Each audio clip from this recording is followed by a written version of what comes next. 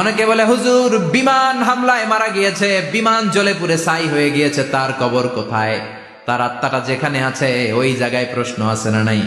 অনেকে বলে হুজুর সাগরের মধ্যে পড়ে মারা গিয়েছে, তিমি মাছ খেয়ে ফেলেছে, তার কোনো অস্তিত্ব নাই, কিন্তু তার রুহুটা আছে না নাই? প্রতিটা রুহু সংরক্ষণ করে কে? প্রত্যেকটা আত্মা আল্লাহর কাছে সংরক্ষিত থাকে। প্রতিটা রুহু, প্রতিটা মানুষ মালাকুল মাউতকে দেখতে পায়। আপনিও দেখবেন, আমিও দেখব।